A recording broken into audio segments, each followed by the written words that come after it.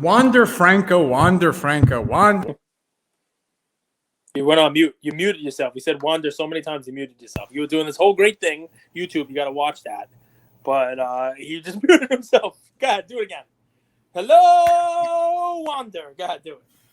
Everyone and their best friends are posting on their story, buying Wander Franco, SSP, SSSSSSP, gold. Everyone's buying Wander.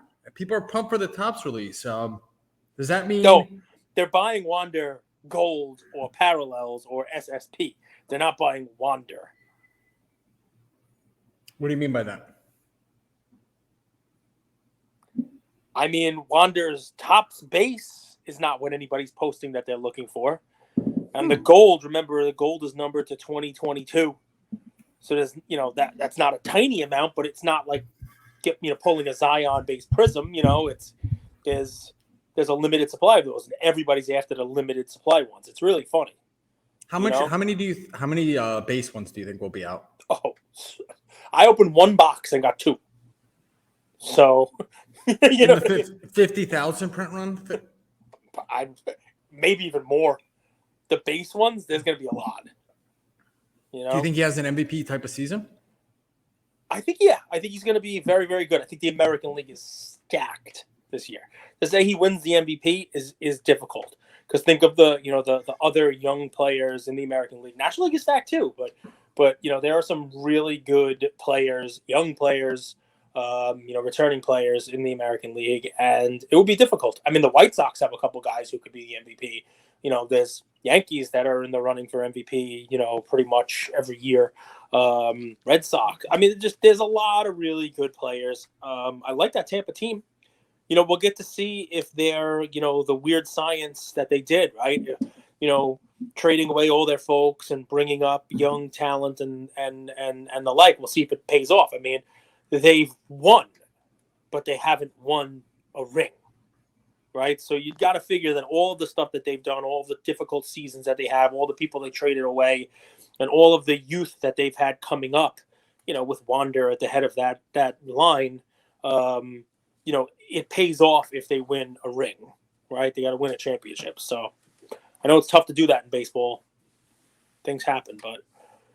What's top of mind for you? Do you want to talk about how the Sixers got destroyed by the Celtics and the last two games? Celtics, I wanted to ask you about it, right? Because obviously I watched that game. I texted you about it. I'm like, look at the score. It's 101-58 third quarter.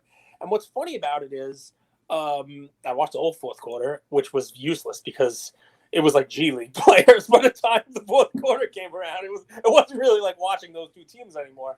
But if you look at the first three quarters, this is actually my play today, right? And I have two plays, and you've touched on both of them already in the first 3 minutes, right? But this play was, I have to hand it to you that the Giannis play, look, he goes right out there, and 48 hours after we have our fun episode that everyone's listening to, and he drops a 50-piece. It wasn't just a 50-piece. It wasn't a 50-piece, chucking up 3-pointers and taking 40 shots a la, Harden or Trey. It was shooting 80% and still getting double-digit rebounds. It was one of those historical Wilt Chamberlain type of games, very efficient. And people are talking about Giannis right now. But you always say, team.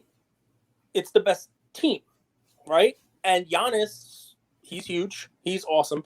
But he's not a team. And I know his team plays good ball, right? I know the Bucks play good ball and they play good team ball.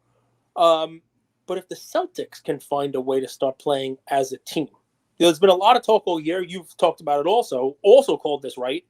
About how Jaylen Brown and Jason Tatum brought a similar skill set. But you actually questioned this early in the season as well.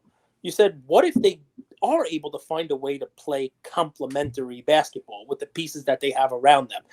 And prior to the last couple of weeks, it didn't look like they were going to be able to do that. It looked like they were two similar pieces.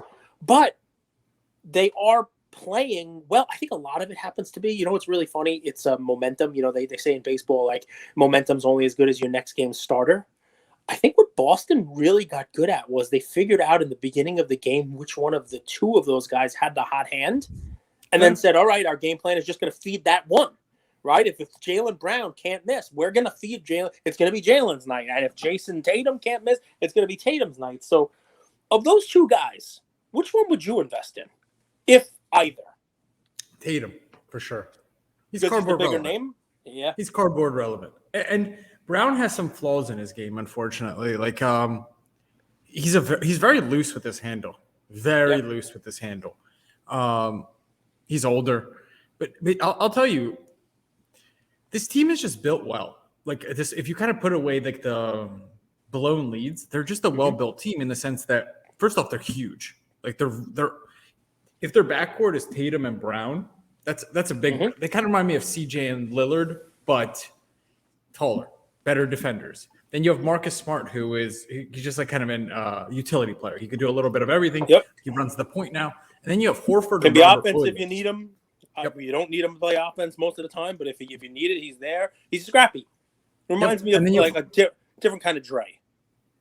Yeah, I think that's fair. And then you have Horford and Robert Williams. Horford is a vet. You know what you're going to get from him every single day, night in, night out. He's got completely – he could shoot the three. He could defend all that stuff. Robert Williams, super athletic. But I'll tell you a big pickup that people are going to sleep on. He was a Spur. Derek White, man. That guy is good. The guy is good, and he could do a lot of things really, really, really well off the bench. And now he's going to kind of man this sixth unit. You know, he could run the point for that unit despite being tall.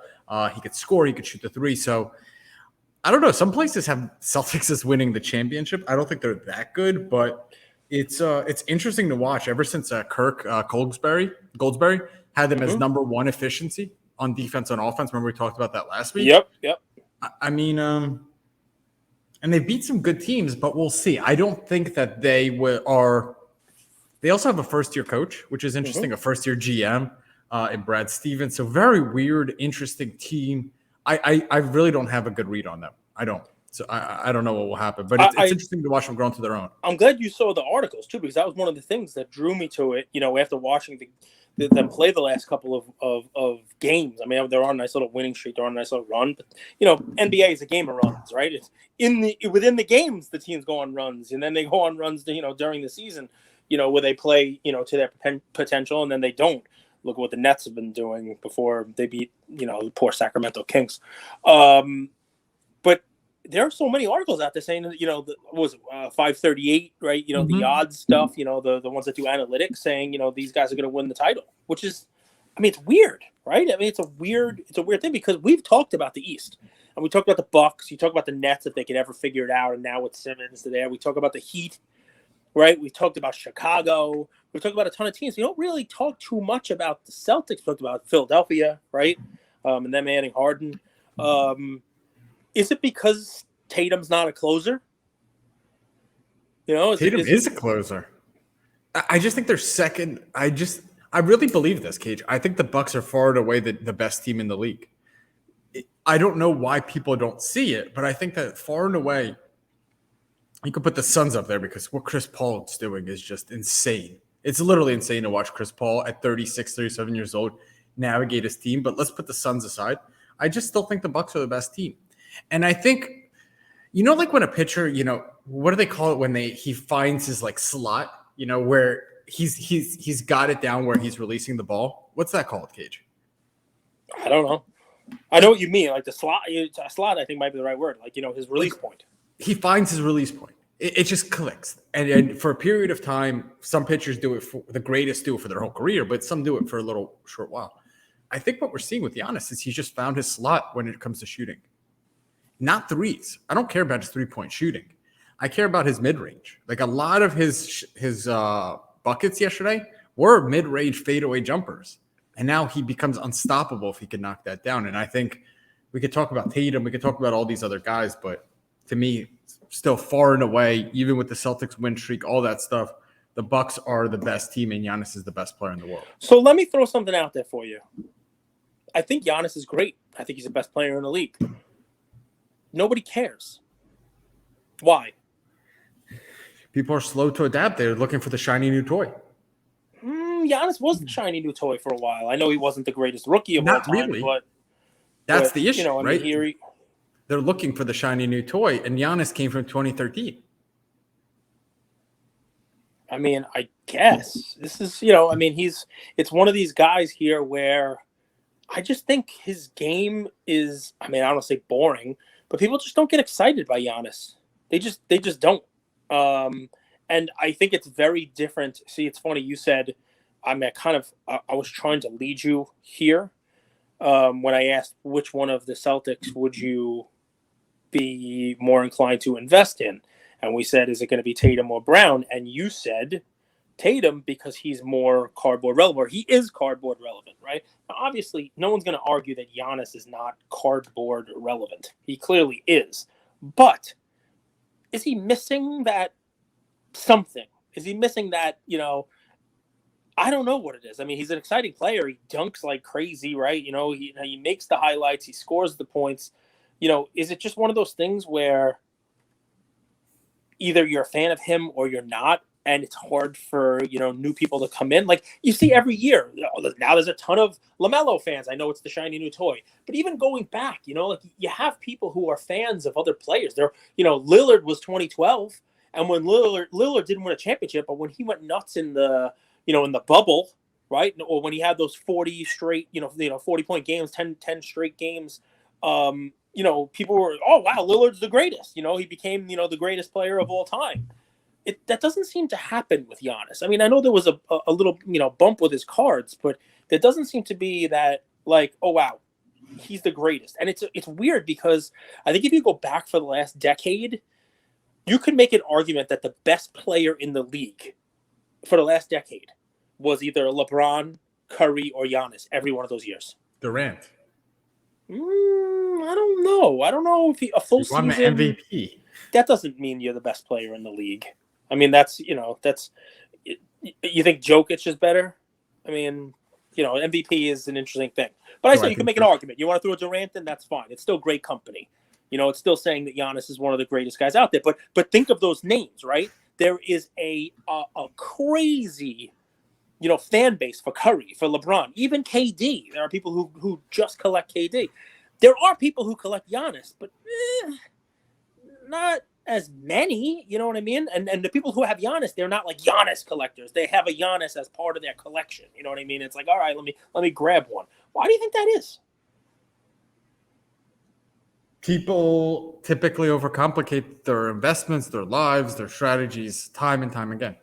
It's the same thing we see with the Artifact. It's the same thing we see with Artifact. It's boring. It's boring. It's boring. It's boring. And then one day the floor price doubles. And you're like, huh, that was obvious. It was sitting right in front of me. This is a Nike NFT, the best one on the market far and away. And it's a tenth of the price of some astronomical projects that haven't accomplished a tenth of it. Sometimes things that are so obvious are in plain sight. We miss them. I don't know why it is. It's human nature sometimes. The best investments, Cage, Apple, Google, Microsoft, Tesla. They're right in front of them. Like they're so obvious, but yet we go for like.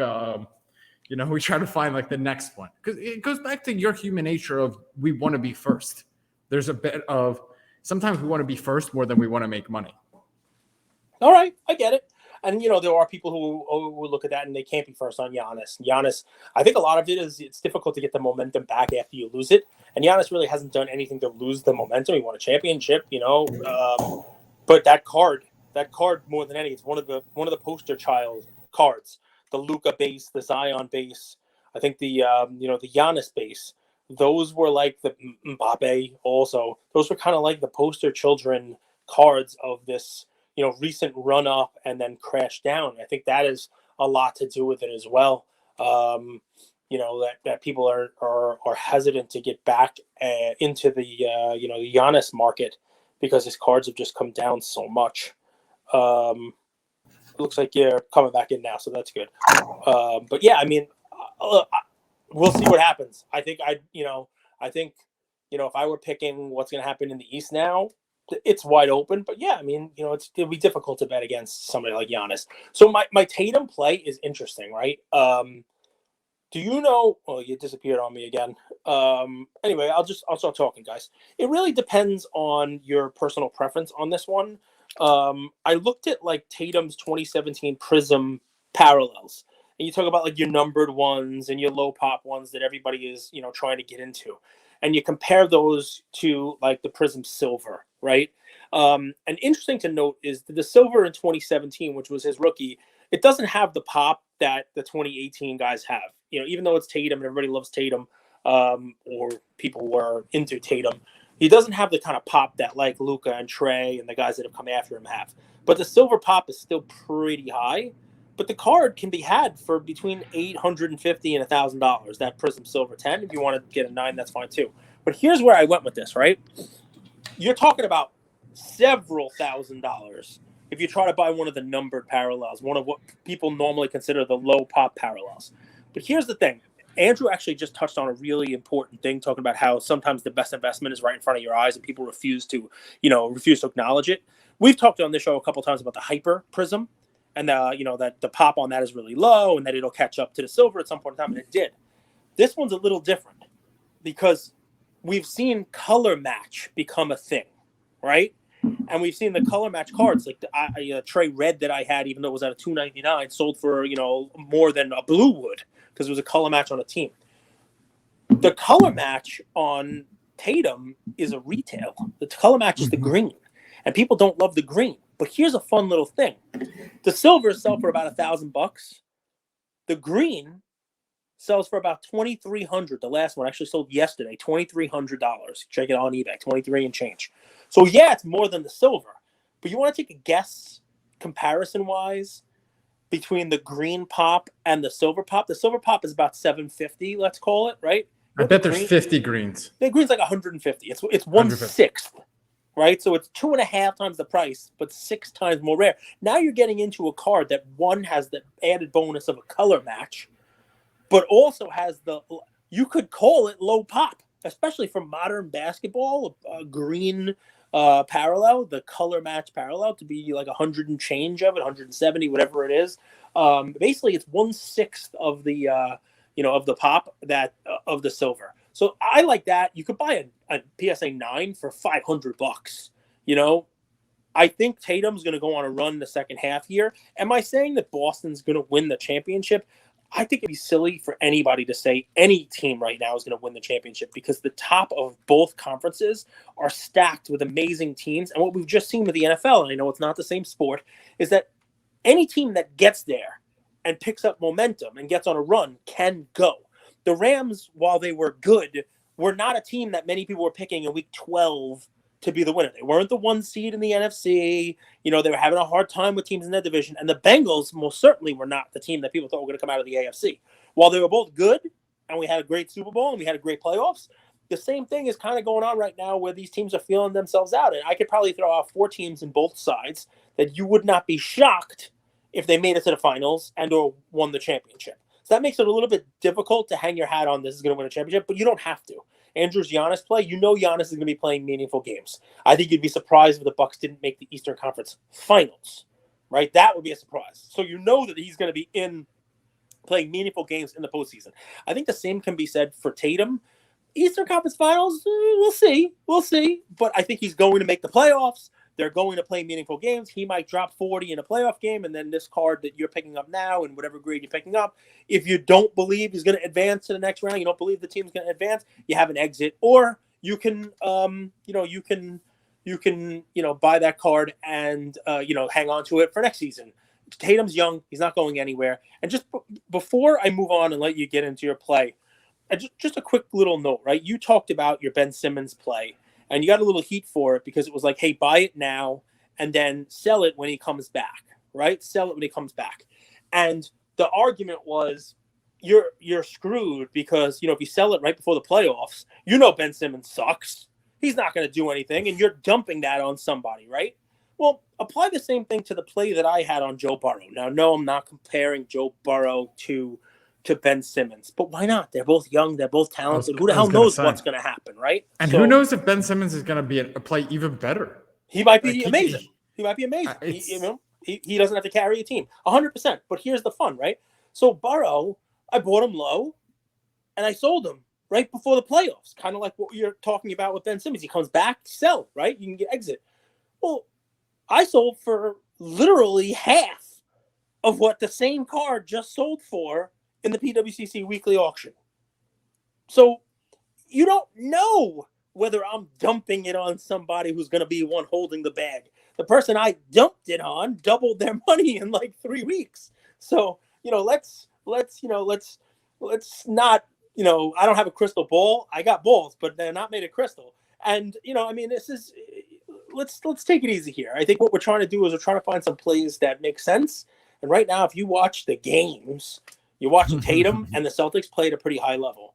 And there's my one of my many fun plays, but I've taken up a lot of time. I also want to just really quick before we jump over to your stuff. I picked the one giveaway of my LeBron caption. Who was it? It's funny you should say that, right? Because it's somebody who I think has multiple accounts, and it is what it is. Because he wrote to me a message with his address from a different account than made the comment, but it's got the same picture, right? But I'll back to that in a second. His comment was, it was like, hey, make sure you keep Delonte away from mom. That's not nice. That's funny. But anyway, I love addressing packages to winners who give me an address but not a name. That's the person you put as the winner? This is going to Big Dog. I addressed it to Big Dog. Anyway, Big Dog, you know what? You're on mute. You keep muting yourself somehow.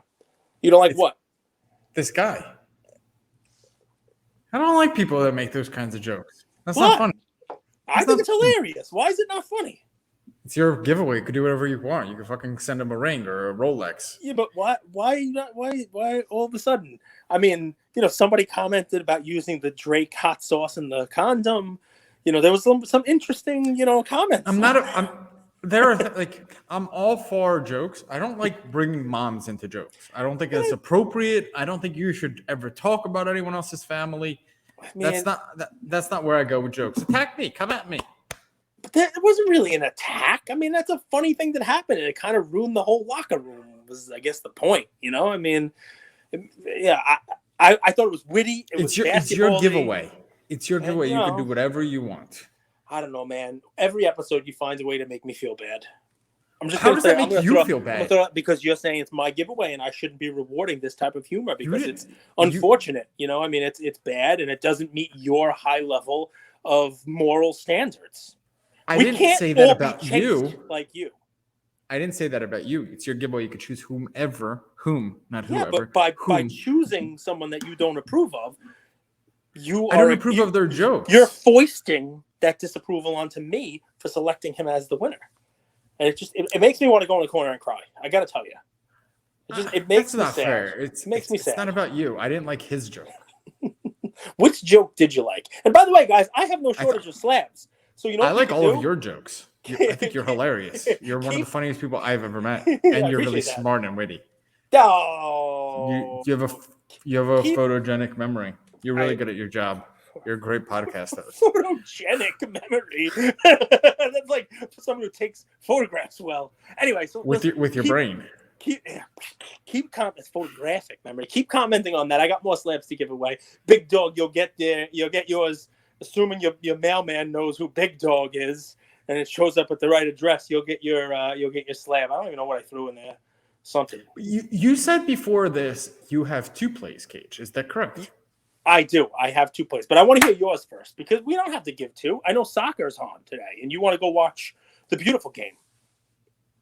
I do. I would, but I could skip my play. You could give 2 plays. No, my play's a little different. My play's more fun. Okay. So with soccer, like if you go to Card Ladder right now, you'll see the soccer index is up more than any other index, and it's what we've talked about. It's going to be a huge year for soccer. 2020 was a big year for soccer, but believe it or not, I actually think 2020 was a big year for soccer just because it was kind of an undiscovered little area of the hobby, and we're like, wait a second, we all love soccer. A lot of the youth these days, like Slab Stocks, Card Talk guys, they're soccer guys. They watch soccer. That wouldn't have happened 10 or 15 years ago, that generation watching soccer. So the sport is growing in popularity, but this is finally the year where we're actually going to watch a lot of soccer. It's Champions League, World Cup, but mine is a little bit more fun. Instead of going after the guys that everyone is going after, there are two ways that you could have fun and invest in soccer where I don't think there's a lot of money being deployed. One, you could go after lower grade vintage guys, Cruyff, Maradona, Pele, Baggio, Zidane, Beckham. Like you could go back. You could go Beckenbauer. You could go Romario. You could go top to bottom. You could mess. Little Ronaldo, your favorite. Little Ronaldinho. Yeah. Ronaldo. You could. Batistuta. I could go all day. What was that? I could. What did you call Batistuta. me? He's so good. He's Batistuta. Batistuta? Batistuta. Yeah, Gabriel Batistuta. Yeah, Argentinian. I'll pull up a picture of his. His head of hair, Cage, will make you jealous. I love it. Batistuta. It's going to be my new favorite. Batistuta. Look at this guy. He looks like the lead singer of Whitesnake. Do you even know what that means? Yeah, of course. Whitesnake. They sang alongside the Deadheads. Look at this guy. Look at that head of hair. That's a wig that he's wearing. You could go Totti. You could go so many. There's so many legends of the game. Now, Garincha. Oh man, I love going down this list. It kind of feels like a flex.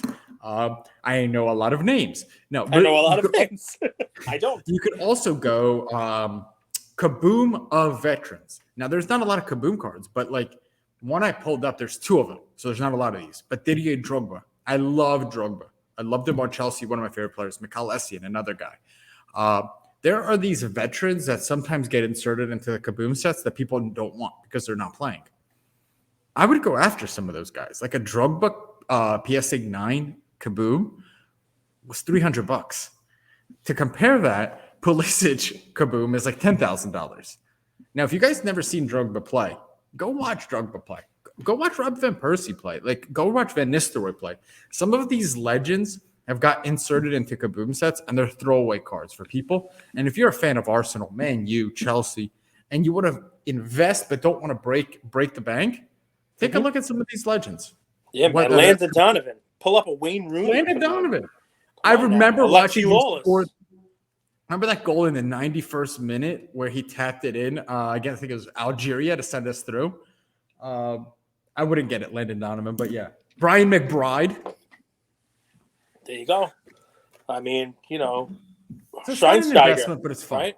Schweinsteiger. So let's talk about investments. I'm going to throw two things out there for you, and I want to know what you think, right? So one of them is a play. One of them is they're both based on recent news stories, rumors, you name it. Number one, it looks like a sprained MCL for Burrow, which means, okay, it's not. And he played through that? Yeah, it's not the best thing in the world, obviously, but it's not a torn.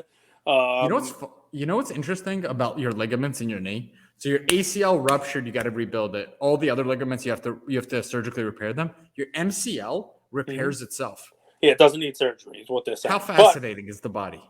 It really is an amazing thing, and for some of us, our bodies are more fascinating than others. I mean, look at me. So in any event, Burrow. I don't agree with you that you said that you've gained. Look at how much weight you've gained since COVID. I've gained like a 12-year-old.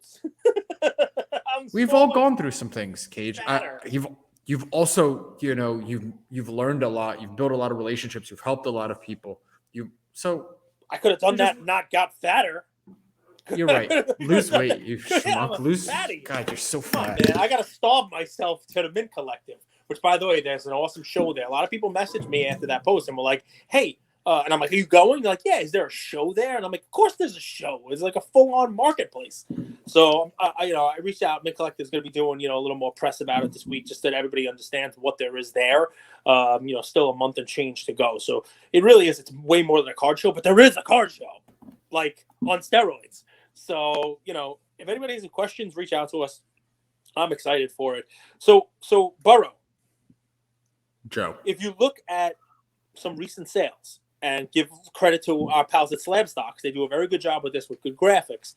They put some recent sales, the Contenders Auto, they put a select parallel in there, and the chart, it looks like the playoffs matched last spring, like last February, and it's one of these, and then, boom, like just a literal cliff on all of them, right? And it's back down to where the cards are just like slightly up on the year, or flat on the year. Do you think there's a point where Burrow cards become a buy again? Because, well, I'll leave it at that. Do you think there's a point where Burrow cards become a buy again? Do you think if they, if they really do correct in this way, you think that's an overreaction? What's shocking is that Josh Allen cards haven't had the same correction. He went on mute, but I'll answer. I think people believe more in Allen than Burrow still because Allen's had 2 stud years in a row, 2 potential MVP type years where Burrow's numbers were not exactly MVP. And he had some success and made his way towards the Super Bowl, obviously, which Allen didn't do. But I think the odds on Allen making a Super Bowl next year are probably a little bit better, which is, I don't know if I agree with that, but I think they are. I think the charts are deceiving. I think people believe in those 2 guys similarly, except Burrow had more flippers hoping that he would win a Super Bowl, and now they're cashing out just because they're impatient. Well, if that's your thought, then Burrow is he getting too cheap because the flippers are out? Or he's always a buy. Expensive? Did he get too expensive because of the flippers? It's always a buy when this happens. Forget cross out Burrow and put any name. Okay, that's great. We're going to do that in a second. The game here isn't about if it's a play or not. If it's how much liquidity do you have, because the issue is we see all of these amazing opportunities. Like, I mean, in NFT land it was a little bit easier, but if I had $1 million ETH, I know where to put it. I'm going to buy 6 CryptoPunks, 3 artifacts. I'm going to go for the best stuff. The question becomes a matter of liquidity, right? So if I tie my money up in a Josh Allen or a Burrow when I'm dip buying, I can't maybe buy someone else for the next 3-4 months. And can I hold out for 9 months, 12 months to get my returns? Okay. I think it's not. Does that make sense? I get it. It does. So the slight difference in the question is Burrow is coming off some success. A little injury here, but doesn't look like the injury is going to. He's coming off some success. He didn't win the Super Bowl, some success. Today, I don't know if you saw the news, but today it was announced that it looks like Zion might need another foot surgery. That was a bullshit-ass article. It's a fake news. There was no substantiation to it. There was not a single quote to it. Yep, a lot of might. A lot of, hey, might. Look like a little bit of baloney. But well, it was it took like a quote from with Griffin, who's the GM. By the way, the GM who put together the Cavs roster that won the finals. It was like a quote that had nothing to do with Zion. He's like, Zion is recovering in Portland. And then it was like, Zion has been fat his whole life, so he's going to need surgery, a second surgery. It made no sense. But sorry. So does Zion become a buying opportunity right now? Especially because of an article like that had very little facts in it. People are selling. Like, I have a friend who's like, I'm going to go on Top Shot right now and give her my Zion before people realize he needs to have a second surgery. I don't know what a second surgery, like, I don't know. Why is second surgery even that big of bad news? Because you would figure that if he has another surgery now, then he has to rehab from it. It's surgery on his foot. That's a potential nail in the coffin on the season. But it's been a nail in the coffin. The prices already reflect that, though, in my opinion. But I think they might actually go down. I think people are still holding out hope that team is playing decent enough and can make a playoff run, and maybe he comes back at the end. I think there's still that. It's sort of like, hey, Burrow's cards could still go up if he wins the Super Bowl. It's like, oh, Zion comes back, plays in the playoffs, and drops 50. If you see the chart and now you see a dump like this, do you pick it up and hold for next year? And it doesn't have to be the Prism or the Prism Silver or whatever. I don't even know. What's the Prism Silver at now? $1,500. It's the lowest it's ever been, Cage. That's an interesting number. I remember pricing out Ian's collection. One of the things we held was his Silver 9. And the Silver 9 was close to this price when we were pricing them out a while ago.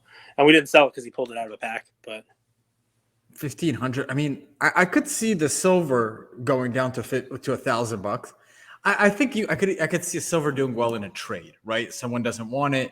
You could maybe you graded a Giannis Prism PSA 10. I wouldn't get rid of it. I wouldn't trade a Giannis for a Zion. I take that back. But I do think the Zion silver is a buy. I definitely do. I think you could hold out a little longer. I think it's a good point, by the way. What's the pop comparison between that Zion silver and the Giannis base 10 and price points? Similar. Very similar. I think there's a bit more Giannis 10s. I think there's 2,000, 2,300 Giannis 10s. There's only 1,500 Zion silver PSA 10s, but the prices, they're both 1,500. I think when you compare it like that, I think I'd rather have the honest. Right? Mhm. I think I'd rather have the honest. Interesting. Very interesting. All right. Well, I mean, listen, those were my, I had the play and I have that, that question, because I'm wondering whether or not if you see them start to tail off and people are just looking for liquidity, like you said, right? I mean, part of it is if you're the person who has money on the sidelines, dry powder, and somebody invested in Burrow or Zion, and now they want to get out so that they can start buying their Wander parallels, right? Or invest in some other basketball player to make a playoff run here. You're able to take advantage, because I mean, I have a feeling Burrow becomes the hottest commodity at like the National, right? When football starts to heat up again, and it's the end of July, I think people are going to be looking for Burrow cards. I think if you're selling cards or you're going there to trade cards, if you're walking in with a stack of Burrow, you're going to be a real popular person in that room. I think with Burrow also, like, yeah, he's not as flashy as Josh Allen. He doesn't have all the weapons that Josh Allen, but I would just rather have one really good weapon that I could build around for the rest of my career. And his connection with Jamar Chase is incredible. You know what I mean? Like, it's great. You have Stephon Diggs, Emmanuel Sanders, all those guys, and you could throw the ball 150 yards. But if you have a guy like Jamar Chase that you're going to build basically your next 5-10 years around, yeah, I would argue their connection is insane. Mixon, Burrow, Chase under contract through 2023. So they don't have to worry about those guys. Don't have to worry about committing money towards those guys. That's your offensive foundation. They could definitely build around. And they're boys. Did you see that Jamar Chase bought a house right next to Joe Burrow? Like, I don't know. I think that kind of stuff does matter, because remember Julian Edelman and Brady became best friends when they were playing. Like, they're like big brother, little. Dude, those guys were unstoppable. They're unstoppable. So I would rather have that than just like a revolving door of, oh my God, look, Odell and Cooper Kupp, and we're going to sign the hottest free agent or have the hottest pickup. It takes time to build chemistry. And when you have chemistry matters. They've been building this chemistry since the early days. So I agree. I think Burrow is definitely a buy. So soccer, we should do an episode on soccer. Maybe we'll bring somebody in, or maybe you can do some education on it. People like me who maybe broke some soccer boxes and have them sitting around and don't know who they should even be looking for. Like, who are the young guys? Who are the rookies? I was going through my boxes today because I'm hoping to have the ability to do some more sales on Whatnot, whether part of a show or not. And I'm stacking up LeBron cards and stacking up Trey and Luka and Durant and Giannis cards just to sell, not just slabs, but base, just like we did with football in the beginning. Stuff that should have been graded but just hasn't been graded yet because it's just sitting there. And I opened up a box and I had soccer. I opened up some Topps Finest last year, and I got rookies of Pedri and Kamavinga, and I'm like, I don't even know who these guys are. So maybe we could do a little, hey, look for this. Here's the 10 guys who, if you happen to be at a show and you go through a dollar box and no one knows about soccer, and you find these 5 games, Muskaka, whatever the guys' names are, maybe you give a list. That'd be helpful. It definitely would help me because I don't know it. Have people profited off prospecting in soccer? I would say yes, if you were prospecting on the right people. Remember, I opened Bundesliga stuff in 2018 when I opened that. You make fun of people who are like, "Give me your Wander now." I didn't know who any of these people were because Haaland had not become Haaland yet. People said that's the guy you want to look for. Yeah. And when I opened up the boxes, I got Haaland base, and people were paying. I paid $150 a box. I got a Haaland in almost every box. So you have people giving me $150 for a Haaland. That's my whole box. Like, everything else is gravy. The autos, the Reynas, you name it. And so open up boxes, and I sold Haaland for $150. I don't know what a base raw goes for now. It probably goes for the same amount. I'll look it up. I mean, a PSA 10's $1,000. I mean, I actually PSA 10'd one of them too. So I got a Reyna Hollow, a Reyna Refractor. I can't believe I said that. Yeah, Paige, a base is $839. So I mean, I can't imagine. Yeah, so I can't imagine the non-graded is anything more than like $200-300. All right. I mean, the Sapphire Raw is $470. Wait, are we talking about the same one? Topps Chrome. The Chrome Bundesliga though.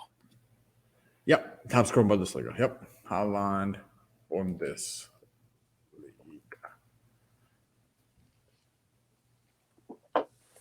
See if I can find the role. But that's what I mean. Like when they came out and there was all that hype, people were paying top dollar. And I'm not sure that. I mean, the PSA 9, just to give you context of that Bundesliga, is $370. All right. Yeah, I mean, I'm sure there are names that I don't know. I mean, Holland, everybody knew, but I'm sure there were names in that set that people didn't know at the time, or who, have become better players now. I mean, you've seen me. I get in the group. I said, my guy got a box of soccer. Who should I look for in this? And people are like, look for Florian Wirtz, and look for Jude Bellingham, and the name. I'm like, all right, I'll look for those guys, and I'll put them aside. The rest of them I throw in the garbage. Chances are I threw some good stuff in the garbage.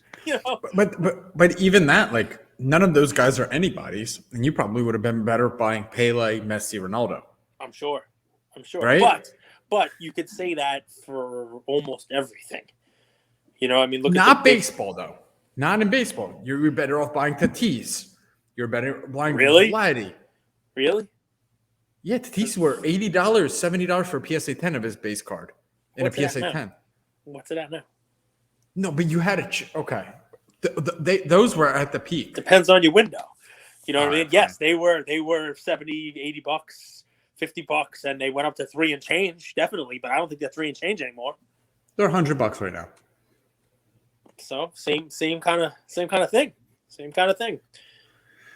I mean, yeah, maybe, but yeah, I see what you're saying. But I think that there was they compare prospecting in baseball to prospecting in soccer.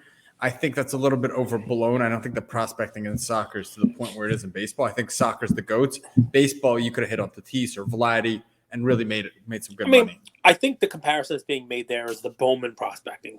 Kids who come out and you don't know anything about them. Like if you bought Anthony Volpe, way back when everybody was buying Dominguez a couple years ago, and Volpe was the same rookie, and now Volpe's ahead of Dominguez on the Yankees, prospect chart. You can make some money there. Same thing if you're watching the games with soccer, which you do and I don't.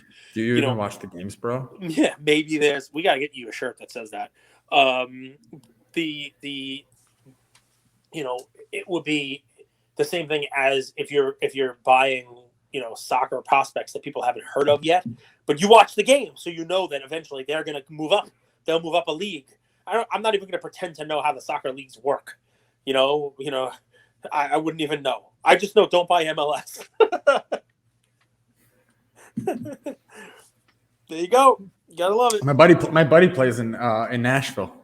Good guy, Ken Trims. Not the most talented, but like he was like, I'm gonna be a pro. Ever since he came to play Drexel, I'm gonna be a pro. This is what so he's a decent player, but he knows the nightlife. You got to keep one of those guys around. He's a decent player, but he knew what he wanted, and he didn't steer. He didn't look to the right. He didn't look to the left. He just looked forward. Well, go ahead and watch some soccer. Luca Nation, we're having some fun. And, What's halftime now, actually? Nice. So then you get to watch the whole second half. Lucky Bayern's about to lose to RB Salzburg. This Austrian side. 1-0, they're losing. Well, come on. It's one goal. Come on. It's one goal. One goal. Come on, guys. What else is top of mind? Don't you watch any of the basketball games? Don't you watch the games? One goal. One goal is easy. One goal. One goal is just one goal. Dude, the Hawks confused me. Like, the Hawks are such a good team sometimes and such a terrible team at other times. So I did watch the games yesterday. Trae Young, very good. Darius Garland, very good. That was a nice back and forth game. The cool thing about Garland is, I don't know when it happened, but he got the respect of a lot of old timers. He got the respect of the guys on TNT. He got the respect of his own teammates. And I don't know if it's just that he's put this group of talented players together and they're playing like a team. And maybe he's the kind of the glue that's holding it together. You got a rookie with Mobley. You got Jared Allen coming over. You got Kevin Love, the vet. It's kind of like like a crew of different talents from different and he's putting it all together.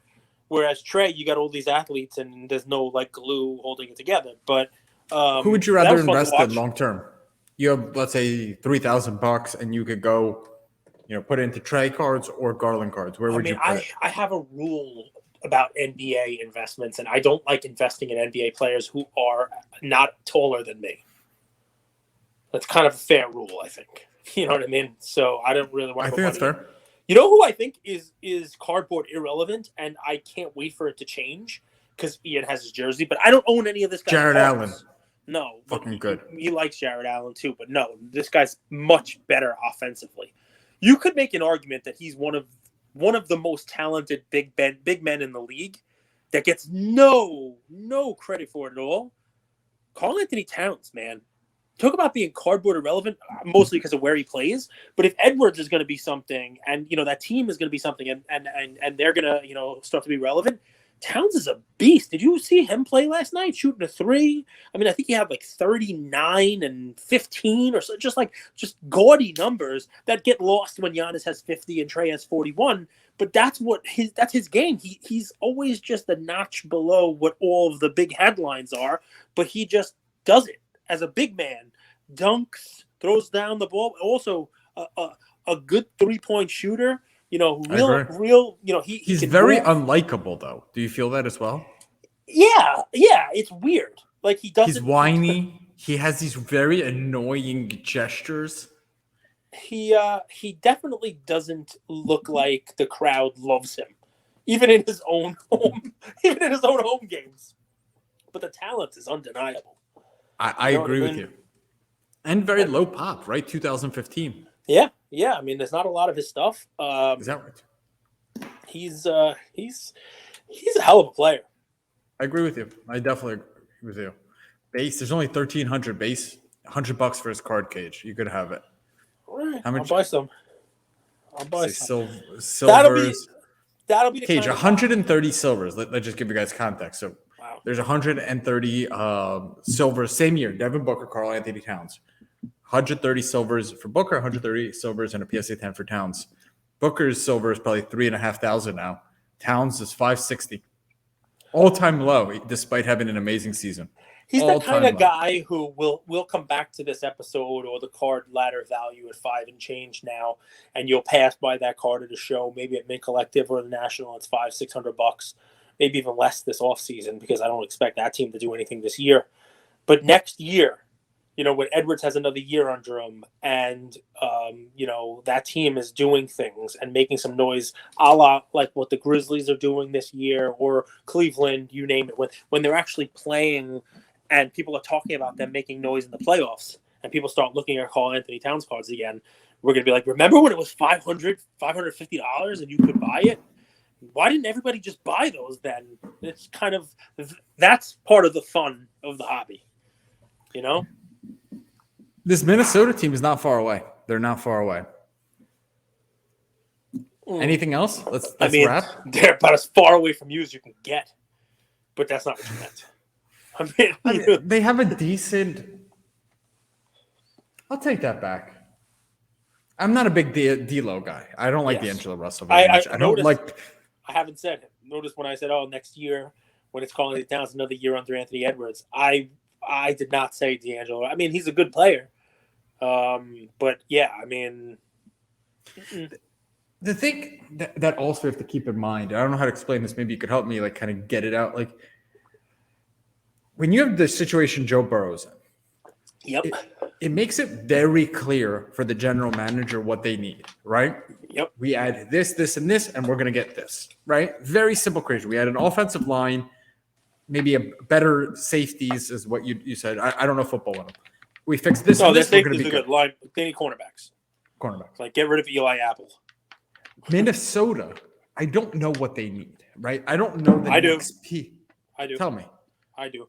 They don't need a talent, right? They need a veteran leader type player. That's what's missing there, right? You would hope that Cat could grow into that role, but what's missing there is talent, but a guy who doesn't need to have the ball. A Kevin Love, a Draymond, a Jimmy Butler would be a fantastic piece for them. Somebody who brings some toughness, some character, and will teach these guys how to play winning basketball.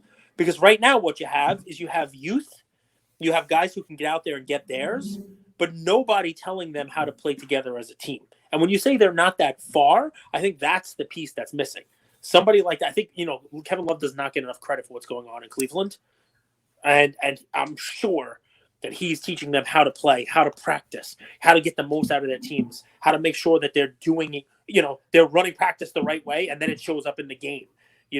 How to be conditioned, you know? And I don't see Karl Anthony Towns, who's probably the leader of that team just because he's been there long enough. Right. I don't see him doing that. I don't see him playing that role, but he doesn't have to. That's, I think, the piece that's missing, right? They're not going to get a Draymond Green, right? But that type of player is, I think they need that veteran leadership that teaches them, hey, we got to play as a team, kind of. Make sense? There's not that many of them out there, though. I know, but that's why the ones who have them. What about Dame? Right? What about Dame? I mean, Dame's interesting, right? Because he's going to score, but I don't think it helps gel a team, right? And a veteran point guard that could run their offense. Yeah, but they run the offense 50%. But they run the offense through him, right? And you have Edwards who wants the ball, and you have Karl Anthony Towns who wants the ball. I don't think that they need that per se. I mean, it'd be great if they had another scorer. These teams seem to all have 3 scorers now, but I don't think scoring is going to be the problem when you have Edwards, Towns, Russell. I think a facilitator is probably the good call. Think of, Chris Paul type player. Obviously, there's not that many of them out there. He could score if you need him to, but he's not looking to score first. Dare I say, a Devontae Graham type. Just the type, the mold. I'm not saying him per se. You guys know I love him. But somebody who can pass. LaMelo. He could score if he needs to, but he's not looking to score first. That type of a player, I think, is what's missing from Minnesota. I love it.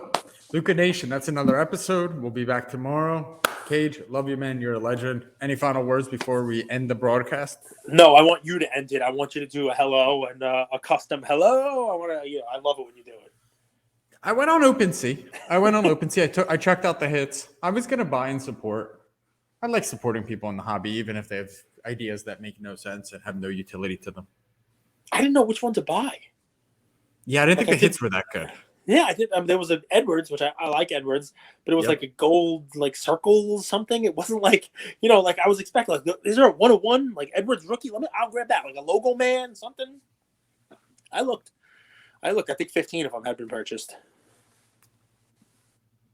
So I'll look again. Maybe I'll find one that I like. Hello. No. I mean, people are torn. In the sense.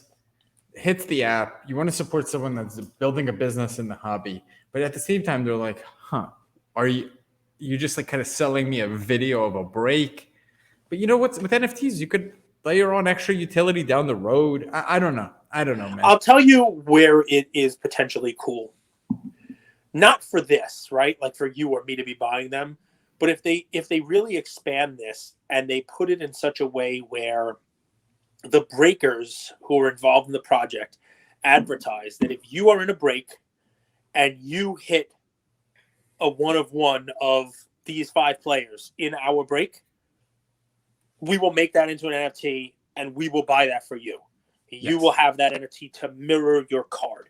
Then it becomes something a little cooler because there's a reason for the person to own it. It's the breaker who broke it is getting it as part of people have the gold 1-of-1 chains. You know what I mean? We got the 1-of-1, put the chain on. It's like an added little bonus, right? If you're buying into the break, of course you throw up to the 1-of-1, but here, the breaker is also going to go and part of the hits app is going to now make sure that we 1-of-1, NFT your hit and we'll send it to you. Not that you're buying it. That way it's not the problem with our the hobby and the physical and tangible folks are everybody is, it's a cash grab. And if you do something that's not a cash grab, you do something like that, talk about, utility, right? I mean, it provides... I'm in a break. I hit a logo man 1-of-1. Extra happiness, extra little bonus on top of the card. You now have the digital of that card also, Yeah, you're in a break, you get a 1-of-1 LaMelo rookie, right? And the breaker advertises as part of the break, okay, everybody in, there's 50 spots, $100 a spot, it's $5,000. By the way, we're breaking this, and if anybody pulls a LaMelo, Edwards, or Halliburton, or whoever else, Cole Anthony, if there's a 1-of-1 of any of these 5 guys, since we're one of the breakers that does the Hits app and is partnered with Jeff Wilson, we're going to make sure that this week or next week, that 1-of-1 that you pull is going to be an NFT on a blockchain, and we will send it to you. And whoever owns this NFT gets access to a quarterly free break. Yeah, done and by you're us. in the break, you're a whole deal, you name it, right? And it's a cool thing. And if you're somebody who owns the card, now you can sell the card and transfer the NFT of that card as part of the deal. It's like an added little bonus, an added piece of, dare I say, utility. When you're selling that one of one to the person who really wants, you can also sell this that gives them access to a future break with Jeff Wilson and blah, blah, blah. And it also mirrors the card they're buying. Something like that added on might be an interesting little, tie into the hobby. Everyone who owns an NFT gets market movers at what's it called? Pro. It's interesting. You could tie it in. You could definitely tie a lot of stuff into it. I like the way you think, Cage. I do my best, man. I do my best. Thanks, Luca Nation. Goodbye. Bye.